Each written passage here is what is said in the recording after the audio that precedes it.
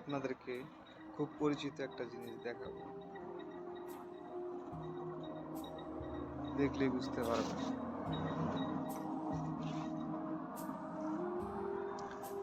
আমি আপনাদেরকে যেটা দেখাচ্ছি দেখেন, এই যে একটা লাইট দেখা যাচ্ছে, লাইটের উপরে এই যে একটা পাখি, এই পাখিটা বাংলাদেশে ঘুঘু নামে পরিচিত। এই পাখিটিকে কম বেশি সবাই চিনে, পৃথিবীর প্রত্যেকটা দেশে এই পাখি আছে।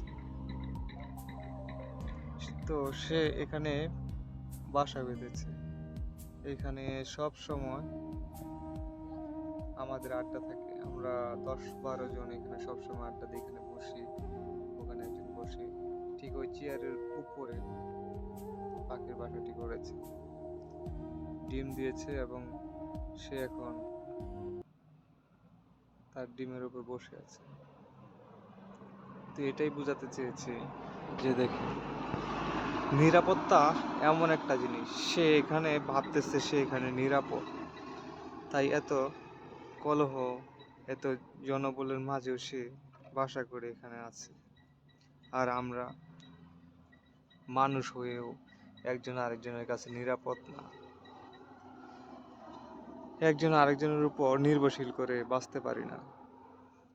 আমরা একজন আরেকজনের ক্ষতি চাই সব সময়, কখন তার ক্ষতিটা করে নিজেকে ভালো জায়গায় বসানো যায় সেই চিন্তাটাই করি। আসলে আমাদের এই যে মনোভাব, চিন্তা, চেতনা, এইসব যতদিন পরিবর্তন না করতে পারবো ততদিন আমরা ভালো মানুষ হইতে পারবো না। আমাদের সমাজে শান্তি জিনিসটা থাকবে না। এই পাখি থেকে আমাদের শিক্ষা নেওয়া উচিত যে বিশ্বস্ত জায়গায় ঘর বাঁধলে সেই ঘর কখনো ভাঙে না। আর আমরা মানুষরা আপন হয়ে আপন জনের পিঠে ছুরি মারি, নিজের দোষ অন্যের ঘাড়ে চাপাই, নিজের লোভ লালসা পূরণের জন্য যে কোনো ধরনের কাজই আমরা করতে পারি। আমাদের এইসব পরিত্যাগ করা উচিত। আল্লাহ তার রাসূলের দেখানো পথে আমাদের চলা উচিত।